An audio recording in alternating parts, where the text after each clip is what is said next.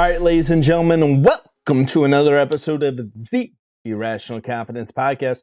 We're talking college football, and it's playoff time. There's only two games. There's two matchups. These are the four best teams in the entire country.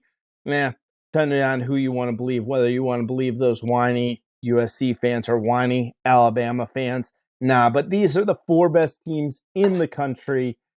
But I'm joined by my co-host, who is my opponent for this week. We are a podcast divided. It kills me to say that because I actually really like this guy. All right, my co-host, Fresh. How you doing, buddy? Apps. Playoff time is full of excitement. I think it's a weird, but maybe I was trying to look back at all the playoff matchups back to 2014, and this kind of feels like one of those rare years where even TCU, considering the three other powerhouses, TCU, there's some way where they might have a chance to even be competitive. There's other years where we don't have any. There's one team where you know that there's no way they can compete at all. And this year, I think all four teams have a chance to make these games interesting and very intriguing. And not like, all right, one cakewalk, one blowout, we move to the final. This is going to be two intriguing matchups. They're going to be of a lot of cool storylines and make you sure that you got to tune in. You got to play hard to make yourself to LA for that championship game.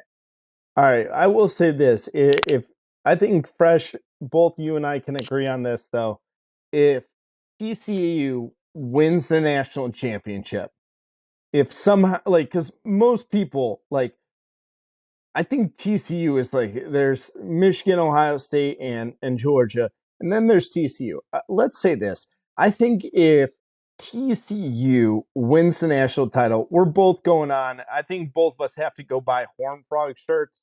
And I don't know what they do, like the little thing with we got to do something that gives Well, TCU the props that they I, deserve. I will tell you right now, at that point, both of us will probably have been on a 6-week bender of just dealing with pain and suffering. So like that, Yeah. I won't even have time to buy a Horned Frogs t-shirt. But that right there would be pretty impressive and traumatic if that happened. It's so difficult because it would be a memorable thing. Like it would be maybe one of the greatest national championships ever. Mm-hmm. At the same time, too. You kind of put in the thing, it's like, did you think when Washington played in 2016, when they were playing Alabama, that they actually had a chance to win that football game, much less win a national championship? No. Last year, Cincinnati, it was a cool story, but did you really think that they were going to find a way to win both those games, whether it was beating Alabama and then Michigan and or Georgia? Like this year, if TCU ran that would be impressive. And I beg you the question before we dive into these matchups: Cincinnati or TCU? This year's TCU team, last year's Cincinnati team, who is better? That's tough because last year's Cincinnati's team, they have Sauce Gardner on the outside. They have and you guys know that I was a huge Jerome Ford fan. I like Desmond Ridder a lot, but I love this Max Duggan kid. I love Miller, the running back, as well. That's a tough one. They each have their unique qualities.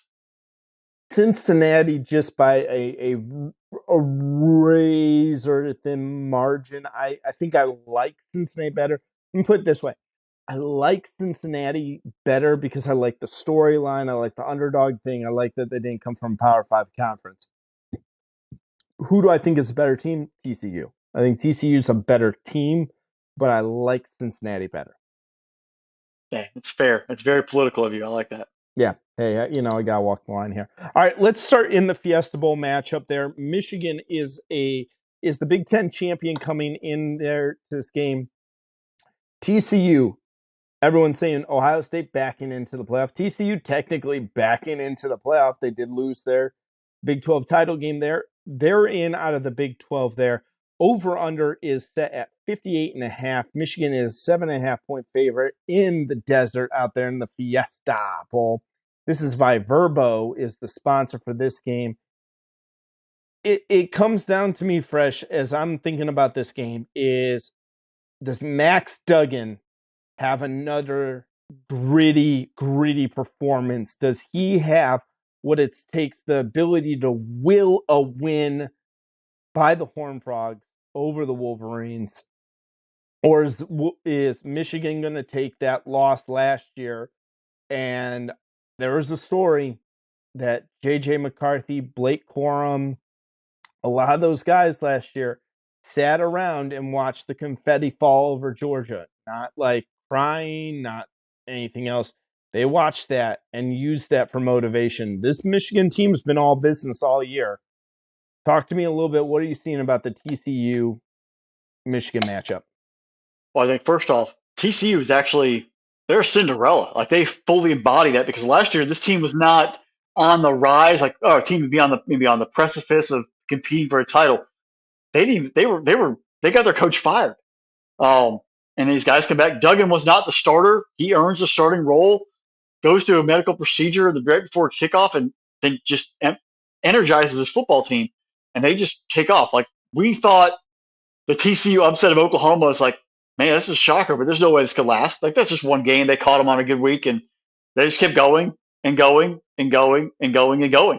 And that's kind of like the Cinderella story where I think we already just briefly talked about the Cincinnati, where it's different, because Cincinnati was in the New Year's Six the year before, and they competed with Georgia. Like, this is a whole out of nowhere TCU program that took a bad year, built off it, new coach, new regime, and they've all got a fresh start, and they played fantastic. Duggan has done a lot of it on his own, but Miller and Johnston, his receiver and his running back, have been the big playmakers to help him. And the offensive line's done just enough to give them holes and give them protection. But you need both sides of the football. The defense, they've allowed maybe sometimes early leads to build up against them, and they've gotten down, but they've been able to make adjustments at halftime and find ways to get turnovers and spur comebacks and hold on and get wins. Like, this has been it's kind of like an NCAA basketball tournament feel, where the team just gets hot at the right time and they get stops and they find ways to get that 3-pointer right at the buzzer, or just the clutch wins. And it gets the energy, it gets the feel around it. And then you look at Michigan.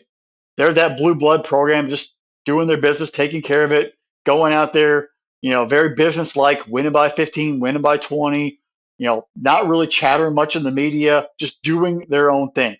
Now, the coach is a weirdo, but that's a whole different story for a different day. When you look at it, both these teams have had their monsters to climb over and get people to accept them as true contenders. Michigan, everyone thought that last year that Georgia loss was like, all right, this is the end. That's the 1 year. Harbaugh, they're done. They got exposed. They're not physical enough. They're not athletic enough. They can't throw, whatever. We're done. Moving on. And then we have the same, we even said ourselves, oh, they played Colorado State. They played UConn. They played Hawaii. They played blah, blah, blah, blah, blah. They went out there and they boat raced Penn State. And honestly, I started believing, like, all right, this team is legit. They're good. And then maybe they kind of read their own press clippings a little bit versus Illinois. Because Illinois came in there after a loss to Purdue in the big house and gave them all they could handle. Now, they probably were looking ahead to Ohio State, but they got a little complacent in that football game. They survived. They understood their own adversity, and they went down to Columbus, and they took care of business. Now, Ohio State had chances in that ball game. That's where Michigan, they won it in the fourth quarter. They didn't play perfect the first 3 quarters, but they won it in the fourth quarter. This team wins football games in the fourth quarter. They beat Purdue in the fourth quarter of the Big Ten title game. They beat Illinois in the fourth quarter. They're a fourth quarter team when it matters, and that just shows a toughness and a resiliency. TCU wins football games in the fourth quarter or overtime. They've had a couple of overtime matchups. Now, obviously, the Big 12 title game is a different story. We both think that Miller got in, much less Duggan getting in earlier. This team, they are built to play through the full 60 minutes plus. They are not going to blow you out in the first 10 minutes unless you're Oklahoma, but they aren't going to be out of the football game. They are tough mentally and tough physically, and that's what's got them here. These 4 teams that made this far are not weak and not just gotten here by courtesy of everyone else being terrible. They are resilient football teams, and you're going to see 2 tough football teams competing here. TCU got left out of the 2014 playoff. Now, there's players that are in this game, they were in elementary school, so it really didn't affect them, but the fan base understands that. The athletic department understands that. This is a big deal. You're here. You've got to show up in your moment. Michigan, you want payback. Payback versus Georgia if you get the opportunity to play them, or you get your other rival, that team from below you, in the national championship game potentially. You have a chance to really get through this game and then have an even bigger opportunity forward. Do you overlook TCU maybe? Do you sort of like, we're the Big Ten champs. We're undefeated. We've been here before. We know what we're doing. Do we overlook TCU? Because a lot of teams have made that mistake, and they've paid for it so far this season.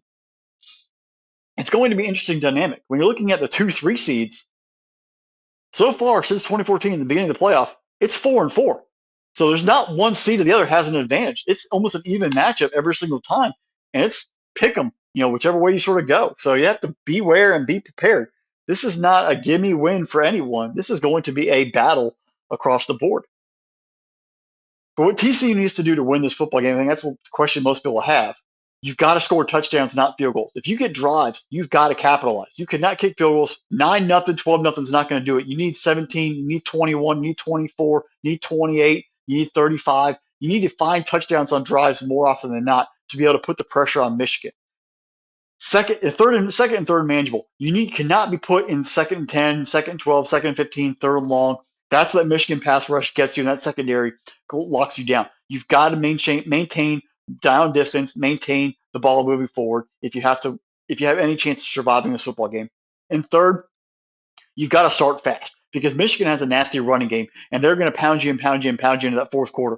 You've got to start fast and build a lead. You've got to be the aggressive and make them play in your terms. If you succumb to them and their dominance and them owning the clock and not getting off the field and them scoring, and you get down to 10, get down to 17, get down 20 points, it's kind of like an alligator roll where eventually they're going to drown you. You've got to be able to strike fast, strike early, and play in your terms, and do not let Harbaugh and company, McCarthy and Corum, McCarthy and Edwards, Corum's not playing, but allow them to play in your terms and play at a faster pace and not the other way around.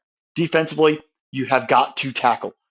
Edwards had over 100 yards after contact in the Big Ten title game versus Purdue. You've got to tackle. The first guy on there has got to wrap up. You cannot give them second and third because in the first quarter, that's one thing. In the fourth quarter, that's going to be 10, 15, 20 yards, maybe even touchdowns from 30 plus. You've got to wrap up and tackle and do not give extra yardage. You've got to force turnovers, and you've got to own the line of scrimmage. You've got to be a physical football team. If you do not own the line of scrimmage, that offensive line, who is now the 2 years in a row best offensive line in the country, they've won the award, they are going to maul you left and right. You've got to be more physical. You've got to man up and own the line of scrimmage and get into the backfield. Interior pressure is going to dictate. Michigan, do what you've done all year. Impose your will. Be smart. Do not get cute if you want to win this football game. You start pulling out trick plays, start putting all the nonsense out there. Before you know it, you might be in a ball game. Just do what you have to do. Maintain your business. If you do have bigger goals and you're saying you're watching confetti fall, then obviously this game is not as important to you as the other games in the future. You have to maintain your business here, be professional about it, and get to the next step. If you start overlooking TCU, you're in a trap and you're in trouble. That's how you're going to have to win this football game, just playing smart. You have the talent, you have the recruiting, but you've got to be able to understand the moment and not let it become too big and not let TCU hang around. If they do, and you're in the ball game in the fourth quarter, you might end up on the other side of the result, which is unfortunate for you and unfortunate for Harbaugh, and it puts you back to square one again. Take advantage of the moment, understand the responsibility, run the football, be smart, don't get cute, impose your will, and you'll be fine. In the end, I think this is going to be decided in the third quarter. I don't think TCU has the horses on defense to maintain a full football game and cause turnovers and get off the field. I think Michigan will impose their will, and by the third quarter, that will start bearing and weighing on them more and more and more, and they will pull away like they have in the past couple of games. Michigan will win. They'll move on to LA for the national championship game. TCU will give a fight in the first half, but Michigan and Harbaugh's boys will take advantage in that third quarter and push on. So, Fresh, I started thinking quite a bit. If I was TCU's coaching staff, what would I be doing? How would I be prepping for this game? And there's two game tapes I'd be watching. The first one is, like you mentioned, that Illinois game tape. The thing Illinois did in that game was they limited Michigan to 1 touchdown and 4 field goals. Illinois had a lead in that game. There was I don't want to say questionable, but there was a pass interference call towards late in the game to set Michigan up for the game-winning field goal. It's a call that could have gone either way. I thought both sides had an argument for that one. I would be taking a look at that tape. I would say, what did Illinois do to limit the Michigan offense? Because Blake Corum only has 108 yards in that game. It is his lowest rushing output on the season in the Big Ten games. The other game I'd be taking a look at is the Iowa game. Now, Iowa didn't have the offense to keep up with Michigan, but Michigan only put up 27 points in that game. That means going into the fourth quarter, they only had 20 points in the game. Now, Michigan won with defense, and TCU has a much better offense than the Hawkeyes here. But those would be the two game tapes I would be looking at and studying what did those defenses do to limit Michigan. Michigan, to win this game, they're going to have to ride Edwards. They want to play out in what you talked about is you're going to want to play out in front. Michigan, get a lead. Force Max Duggan, force TCU to play catch up. And if you do that, you're going to allow a lot of good things to happen. Let Donovan Edwards kind of control the line of scrimmage, control the game here, get out to that lead and be able to milk the clock. You look at that Illinois game. Michigan possessed the ball for 35 minutes in that game. Michigan wins the time of possession. Now, this Michigan team isn't perfect. They're not. There are flaws available. And you go back to the Ohio State game. That Ohio State game with about 8 minutes left in the fourth quarter was a one-score game. Ohio State made some really poor errors and poor decisions in the fourth quarter of that game, allow that game to get out of hand. But if you go back and watch the first three quarters, which I've unfortunately forced myself to do now, that game was very back and forth. It was a very evenly played game in that matchup there. Michigan can't just get into that. If TCU wants to win this game, Max Duggan needs to put up 2 touchdowns early on. The Horned Frogs need to have 14 points in the first quarter or within a drive or two of the second quarter. I need to see TCU being able to move the ball up and down the field. And like you said, you need to punch it in, get touchdowns, not field goals here. If they're able to do this, then game on. We got football game here, folks. And let's really go after it here. If TCU has got to sell for field goals in this game, and Michigan's able to own the time of possession. So let's say Michigan's got 18 minutes of the time of possession here in the first half here. I don't know, man. I think that this game could get out of hand quick, fast, in a hurry. But I think that I'm not going to doubt Max Duggan. Kid's a scrapper. He's a feisty kid. He's got 30 passing touchdowns on the year, throwing another 6 rushing touchdowns. Kendre Miller, 1,300-yard rusher, 17 touchdowns on the year. This is an intriguing team. This TCU is an intriguing offense. I think they do give teams some difficulty. They're scrappy. They're battle-tested. I feel like they're more battle-tested than Michigan. Michigan has a couple of good wins they have some good wins. They probably have maybe the best win on all of the resumes. Don't get me wrong on that. But everyone was waiting for the other shoe to drop for TCU. All year long, we talked about when is going to be the game that TCU loses. Oh, well, it'll be this week. It'll be versus Baylor. It'll be versus Texas. Or it'll be versus... And finally, they lost an instant classic in the Big 12 title game. It's going to be interesting here, Fresh. I think Michigan's got the horses to eventually beat TCU into submission, but it's going to have to be McCarthy doing his thing. Junior Colston's going to have to get out after Max Duggan. But the funniest thing about this is how many times do we see K-State get to Max Duggan, put him on the ground, and there he is picking himself right off the mat, basically collapsing on the sidelines. This kid's a fighter. And that's the number one thing. Like, more than anything, folks, especially in these games, you got to respect the hell out of your opponent. You got to have that level of respect. If I'm Michigan, I'm looking at Max Duggan and going, that is a tough SOB over there. That is a tough son of a gun. And he's going to fight until he has absolutely no fight left. He's going to have a broken leg not to come out there on the field. And I love that about that kid. I love that about Duggan. McCarthy has been a huge upgrade than McNamara. And that Michigan offense has been cruising along. I got Michigan, and I'll say by more than the spread late in the fourth quarter. But TCU, there is a pathway to victory, but it's going to be a tough road to hoe. I mean, you brought up two good points. Like the Illinois game was great, but the way they shut down the running game, TCU handled Bijan Robinson. So they know how to take care of a running game and sort of put that into a clog and put that Michigan offense potentially, if they do what they did at Texas, in a situation where the McCarthy's going to have to throw the ball to win. He's going to have to take it on his own shoulders.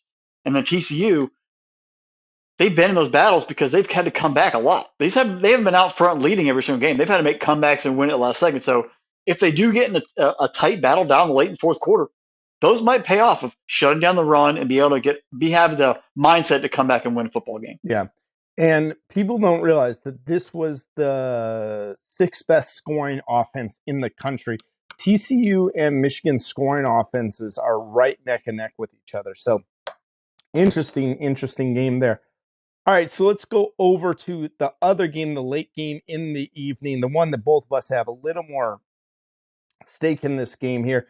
The Peach Bowl. Ohio State is going down into Atlanta to face the defending national champions, Georgia Bulldogs. Current time, the spread is 6.5. Over-under is set at 62. So Fresh and I decided to do something a little bit different for this game because these are our two teams. We have decided that we are going to flip each other before we give our picks on the game. We are going to flip and kind of say what the other side would have to do to win this football game. So, Fresh, I will turn it over to you and let you and see what is Ohio State have to do to win this football game. Well, thanks, Seth. Yeah, we are. This is our podcast divided, so it's a cool little take we're going to take on how we think the other team can beat our own squad. Looking at the Buckeyes, this program is built with a lot of talent on the perimeter, especially on offense. But that's not the key, in my opinion, to winning this football game from an offensive perspective. What Coach Day, C.J. Stroud, Harrison have to do is actually do the opposite of what they want to. And it happened a lot in that Michigan football game where they ran the ball with a lot of success early. And then when they kind of flipped the script and started throwing it more and sort of just getting fancy, that's where the offense sort of clawed down. They've got to be able to do that against the Dogs. They've got to be able to run the football. In the first quarter, it might be 2 yards, might be 3 yards, but you've got to run the ball consistently and not run away from it. If you look back at the Ohio State 2 years they won, they made the playoff. In 2014, there's some NFL running back for the Dallas Cowboys named Ezekiel Elliott, and Cardell Jones chucked it all around, but Zeke was the glue of that Ohio State offense. They ran the football effectively in the Big Ten title game and in both the playoffs, and they won a national championship. And they made it a couple of years back. Trey Sermon, they finally got him in the fold. He ran the ball successfully, got them through that first win, and got them in the national championship game to play Alabama. But they ran the ball with force and effective, and that opened up the passing game. That made Justin Fields more effective. Made Cardell Jones, when they were playing in 14, him and Zeke, made him more effective. The running game is key to Ohio State being successful and slowing down the pass rush of opposing teams. They've got to run the ball consistently, whether it's between tackles, whether it's on the perimeter, but you have to have that option available, because if it's not, you're going to have 4 or 5 guys, 6 guys playing in the secondary, linebackers running over the middle of the field, covering passing lanes, and eventually it's going to be pass rush teeing off, and ignoring any running back in the backfield whatsoever because they know it's not an option. You've got to keep that attack in your arsenal to maintain consistency, maintain ball control, and maintain the down and distance of anything. You had early success by running the ball much more than you did throwing versus Michigan. That was effective. And then you started chucking the ball a lot more in the second half. That's where disasters happen. You've got to be able to run the football. Yes, Trayvon Henderson's not playing. Williams is playing. You have another host of running backs. Run the football, rotate them, keep them fresh, but run the football, be effective with it. Because eventually, if you do start weighing on the defensive front, that 3 yards in the first quarter could be 4, could be 5, could be 6 coming the end of the game, especially if you have a lead and people start getting worn out and you make them quit. But you've got to run the football. You've also got to keep that Georgia offense on the sideline because they don't look pretty, they're like, oh, Stetson Bennett, whoever. But stat-wise, that offense can put up points. You cannot let them get going either. You've got to be able to maintain control of the football game and play on your own terms. And also by running the ball, later in that football game, you bring that 5th, that 6th, that 7th guy into the box. That's when the passing game opens up. You want those safeties dropping down because if they are, that's where Stroud in the single coverage dominates. Marvin Harrison Jr. has, I think, 11 touchdowns against single coverage on the season. That's what you want. You don't want them playing zone. You don't want the safety over the top. If you run the ball, they drop down, you hit the big shot, you're in good spots. You got to be more physical, especially that offensive line. I've not seen a physical offensive line in Ohio State in a while. You've got to be able to own the line of scrimmage. If you can impose your will, running the football, but then also pass protecting and giving Stroud a full pocket, you're going to be in great shape. But you've got to own up and take that to the next level. Michigan has kind of taken that narrative away for you the past 2 years. This is a chance for you guys to redeem yourself. Be physical at the line of scrimmage and attack that Georgia front. Because, yes, there's a lot of talented players there, but if you can protect and give them lanes to throw and give your opportunity to run the football, you're going to be in better situations. You're going to make them start guessing instead of being the aggressor. And that's what you want to do if you're a physical offensive line. And then you got to hit your deep shots. If you look back through the years, Jamison Williams, Mechie, the host of Alabama receivers, the 2019 LSU team, they hit their deep shots when they had them. Those quarterbacks and receivers, they made the plays down the field because they're there. They will be had throughout the football game. Tennessee did not hit their deep shots, and they paid for it because you're not getting stretched the field, and eventually you're getting desperate and pass rush starts coming, and you fall into that trap. If you hit your deep shots, if you have them there, you've got to connect because if not, then they know it's not a threat. So make sure you hit those deep shots if you have those opportunities available. And then lastly, sometimes you got to slow it down. I know you want to be fancy, you want to be flying around. You got to maybe someone put the foot on the gas and sometimes pull it off a little bit and maintain the clock. Do not allow Georgia back in the football game. If you milk the clock and kill it and put points on the board and maybe an 8 to 10, 12 play drive, that's how you win football games as well. You keep your defensive rest, you keep their offense on the sideline, you maintain control, you play in your terms. That's how you dictate a football game. You don't have to score every 30 seconds or 45 seconds because obviously, if you look at Tennessee as an example, sometimes scoring so fast doesn't exactly help you in big games. You need to be able to start fast, keep playing heavy, and then maybe back it off a little bit, slow it down, maintain it, keep the defense always guessing. On the other side, defensively, Ohio State, your defense has definitely improved since last year, significantly. You have a lot of talented players, JTT, Eichenberg, Steele Chambers. There's players in the defense. It's Ohio State. You've recruited an average of a top 5 class over the past 9 years. There's no lacking of players on this team. It's coaching them up, getting them in there, and playing with pride and tackling. You have to own the line of scrimmage. Same thing on the other side. You're going to come against a Georgia offensive line that finished second in the best offensive line in category rating, well award, whatever. You've got to be on the line of scrimmage. Do not let them get that running game going because the opposite will happen. They're going to play in their terms. You've got to be able to stand up, get penetration internally, attack Stetson Bennett, force him to outside. If you ever watch Stetson Bennett play, penetration through the middle, forcing to the edges, if you can cover the flats, he makes mistakes sometimes. You've got to make him play unorthodox, but not in a good way. You've got to make him a little worried. And then lastly, your safeties have got to tackle. If running backs are available, if tight ends are coming on the field, you've got to cover and tackle, cover and tackle. If you're not tackling, that's where bad things happen. You've got to get up to the line of scrimmage and tackle and wrap up and be successful that way. You cannot let a 4-yard run become a 5-yard, become a 6-yard. That's what happens. Other teams, they get beat up later. Guys miss tackles, and eventually in the fourth quarter, they're worn down. Your safeties have got to be a big play. You can't let receivers get behind you because Georgia will take shots. You've got to cover and then tackle when the guys are in front of you, and that's where the defense can get off the field. But you have to play complementary football both sides and be physical. All right, so when I'm looking here, Georgia, I'm telling you this. I want you guys to tune, and I'm sitting there thinking fresh that I'm Kirby Smart, and I'm sitting there and talking to my team. Georgia, first rule number one, we are tuning out all of the noise because I don't want everyone is patting you on the back. Everyone's calling you the best team in this playoff. Everyone's telling you that you should steamroll the Ohio State Buckeyes. You have done it. We've been electric on offense. We have a three-headed monster with McIntosh, Edwards, and Milton at the running game. The number one thing, Georgia, we coming in and we're respecting our opponent.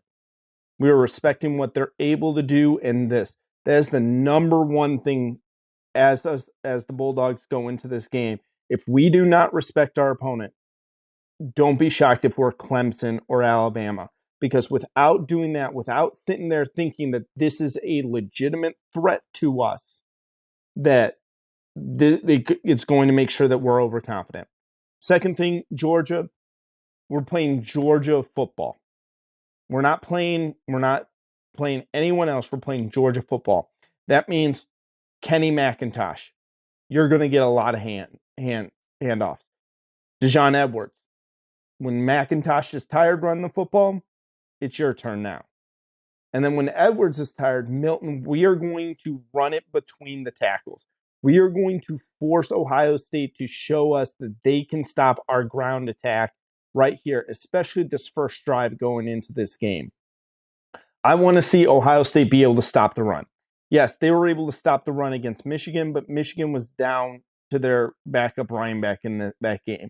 I want to make Ohio State prove that they can stop all three of our running backs. And then Stetson, I'm going to call your number. And I'm going to call your number something different. Ohio State's going to expect us to hit Brock Bowers. They're going to expect us to hit Darnell Washington. I need you to hit Ladd McConkey. I need Ladd McConkey to be hit on the outside here. We're going to take a couple of shots. We're going to force this Ohio State secondary to say that they can keep up, that they can cover in down the field against us. We are going to put that pressure because they're going to be so focused on our rushing attack. They're going to bring up their safeties. Are we able to hit the deep shots? Are we able to get those 50-50 jump balls? McConkey, this is on you. This is on you. You're coming in there outside of Bowers and Washington. You're our best receiver. You have shown time and time again that you're able to make plays. Now, you've been injured. You battled injuries all this year, but you need to come out and start playing better than what it is. Defensively, can we keep Stroud? I want to force CJ Stroud to run.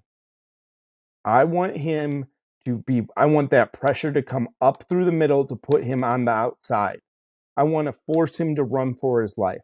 I want to see him move his feet and actually have to beat us on the ground.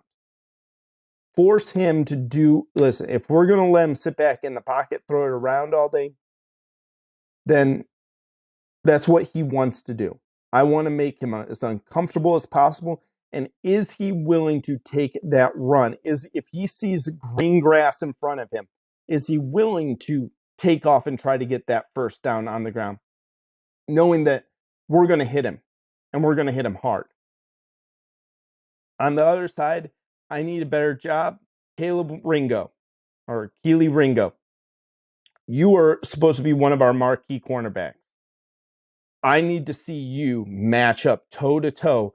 If you want to be one of the best, if you want to go down as a legend here at Georgia, it's time for you. It's gut check time, and I need to see what you're able to do against this Ohio State offense. I don't care if it's Fleming, Abeka, or Marvin Harrison Jr. Now, you might lose some battles, but are you going to be willing to pick yourself up when you've lost battle, dust yourself off, forget about it, and go next play? Which one are you? We have to do a better job against the pass. We have to do this. But most importantly, at the end of the day, we have to play Georgia football. And Georgia football means run the football, control the clock, and suffocate this offense. Because that's what we've done against Tennessee. That's what we did last year against Alabama. That's what we've done when we have become the power of the SEC. We need to make sure that we do not forget who we are. Don't forget that we are the Georgia Bulldogs. We're the defending national champions. and that we're able to suffocate this game come the third quarter. If we're able to do that, we're on to the next one. But first starts with where we start at the beginning of it, knowing that this is a team that's backed into a corner. This is not a team that is going to come into this game and just bow down to you because we're the defending national champions. They are wounded. They are wounded, but they are dangerous as all get out. And if you don't respect that, I don't care what the fans say. I don't care what the national media says. I don't care what Saturday Down South says. I don't care what the SEC network says. We respect our opponent because by doing that, that means we play Georgia football for a full 60 minutes and we can go on and play for another national title and have a chance to be back-to-back national champions. I think you bring up a great point because the most dangerous Ohio State team since 2014 are the two teams that, quote unquote, got backed in. 2014 team, they rode all the way national championship and they blew people out. The year in 2020, people were like, oh, it's COVID year. They only played 6 games, and they were well worthy of playing in that playoff and going to play for a national title. And if you look at the Ohio State-Miami national championship game, everyone thought Miami was going to storm and beat the trash out of Ohio State. Ohio State won. When nobody expects Ohio State to win, that's when that team shows up and gets you. You cannot overlook them. There's talent across the board in that football team. And it's a dangerous matchup. And I think that's where Ohio State also has to understand that they're playing with house money. You know, nobody expects you to be here. They're saying, hey, you shouldn't even be half the fan base of the country, so you shouldn't even be there. So you're there. Take advantage of the opportunity. Play relentless. You have an opportunity to go win a title that you were given a second life, and that's where it comes down to. Yeah, I'll say this, Fresh. That's the only thing that really scares me for Georgia is the fact that Ohio State is, exactly like you said, playing with house money. No one feels like they should be here. No one is picking him. Heck, I'll steal a line from Major League. Most sports writers feel like it would be better off if we went out back and shot ourselves. But I'm all for wasting sport writers' time. It's scary. It's scary to me because if I'm Georgia, I feel like I have a little more pressure. If Ohio State loses this game, it's what's supposed to happen. And then Ohio State will also look and go, yeah, we have our top running back just went under the knife. Our top wide receiver is out. Yeah, I get it. We got some talent behind them there as well. Don't get me wrong on that part. But our leading linebacker is playing with 2 broken hands. Now, Ohio State, you got talent. You can step up. You can play. Don't get me wrong. But if they lose in this game, Georgia just beat another team. They won. We're on to this. The pressure's on Georgia.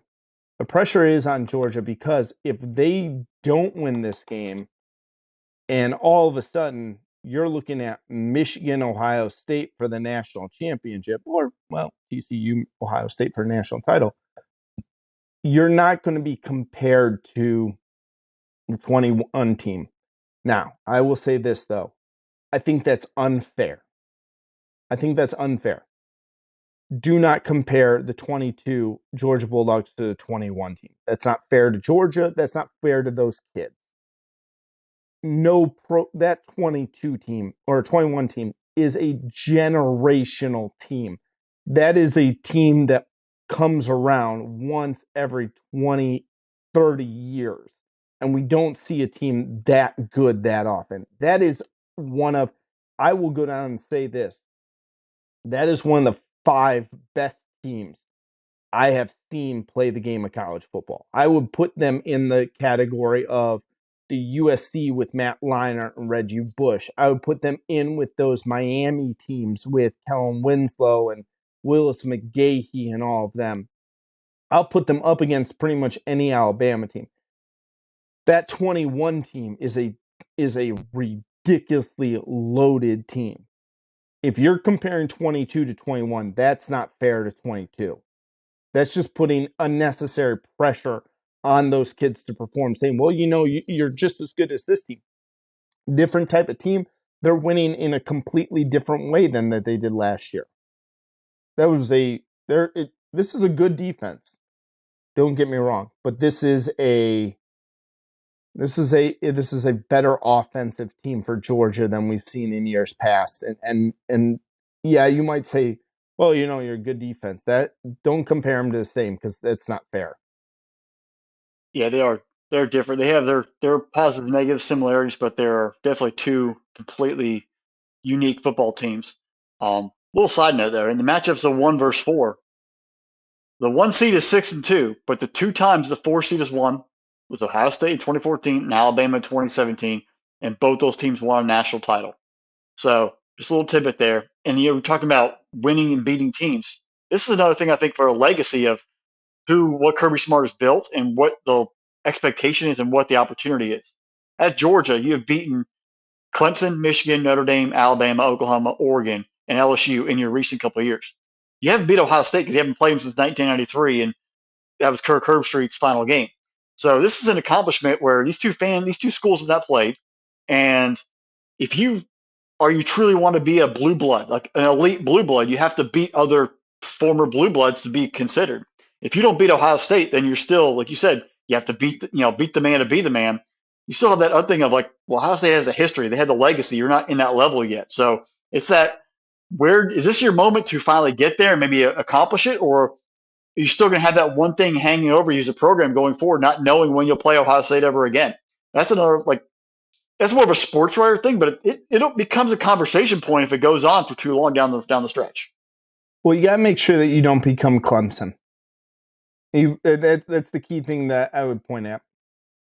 Do I think Georgia's in danger of becoming Clemson? No. Did I think Clemson would drop to the level that they're at, though? No, I didn't think that they would go that low. Georgia, this is a big moment for them. It's a big moment for Ohio State too. Like, you have an opportunity to knock off the best team in the country. You got an opportunity and do it in their own backyard, which is most interesting. But the thing I did, Fresh, is I went back and I watched 2014. Watched a lot of that. And everybody, oh, this nice Ohio State made it. Oh, it's great. They're on their third string quarterback. But Georgia is going to, or Alabama is just going to destroy Ohio State. Alabama is just going to they're not ready for this Alabama team. And they're a year early. And that's all I've been hearing for like the last 2 weeks. All I'm hearing. And they hear it too. That's the thing that makes this Buckeye team very scary. Now listen, this is a damn good Georgia team. This is a really good Georgia team. I don't see a lot of weaknesses on this team. And in my head, I don't see anything. But we'll go this. Fresh, I'll let you go first. Who you got in the game? This will be a 4-quarter football game. It'll be decided late. Georgia 31, Ohio State 27. It will be a classic battle for memories and for history books. So I'll say this, Fresh. My head is telling me that Georgia's going to win this game. My heart is saying that Ohio State will win this football game. I was told a long time ago, you don't ever listen to the voices in your head, because having more than one voice in your head, that's when things get scary. So I'm going to say Ohio State wins this game 31-28, late second field goal. But I'm going to tell you, this is an instant classic. It's a game that we talk about for years to come. Give me the Buckeyes pulling off the upset. That's what my heart's telling me. My head's telling me the opposite, but I'll go with my heart because, wear your heart on your sleeve. One quick question before we wrap. Scenario situation was presented by a fellow Buckeye fan. Would you rather have Ohio State lose and then Georgia beat Michigan in the national championship game, or do you have more confidence in Ohio State running the table and beating both? I don't know. I don't think we have enough time for me to dissect all of that in my head real quick. I don't know. I don't even want to think about that scenario yet. When we get to our national title game, we'll bring that back up. Sounds like a plan. Let's bring that back up in our national title game. That might offer a different perspective. Sounds like a plan, but hey, go Dogs. Yeah. Go Buckeyes. All right, folks. You've been listening to another episode of the Irrational Confidence Podcast. We're part of Spinnable Sports, so make sure you go to spinnablesports.com. Yes, that's spinnablesports.com. Like, subscribe wherever you get your podcast from, whether that's Apple, Spotify, Good Pods. Guys, there's a bunch of them. I don't know. Just like, subscribe, leave us that 5-star review because Fresh and I, we're those 5-star prospects. If you're watching this on the YouTube, make sure you subscribe to the Spinnable Sports YouTube channel. Hit that notification bell because we're going to bring you, win or lose, whichever one of us, we're going to force ourselves to do a national title game preview. So we got that going for us, which is nice. But like, subscribe, hit that notification bell so you get notified every single time we drop a new episode for you. And special thanks to our producer, Drew. Without him, none of this is possible. Hopefully I'm watching the game with him because he does a good job at calming my nerves down. So hopefully, Drew, if you're listening to this while you're editing, please come watch the game with me. All right. Another great episode. Fresh, best of luck to the Georgia Bulldogs. I know you'll be there. I wish I could join you, but again, domesticated, 2 kids, all that whole 9. Yep, I'll be in the Benz. Best of luck to your Buckeyes, and we'll see what happens on December 31st. Or if it goes really late, potentially January 1st. Yeah. Hopefully I know by New Year's, and we'll find out what happens. So, all right, Fresh. It'll be a fun one. Yep. Bye, y'all.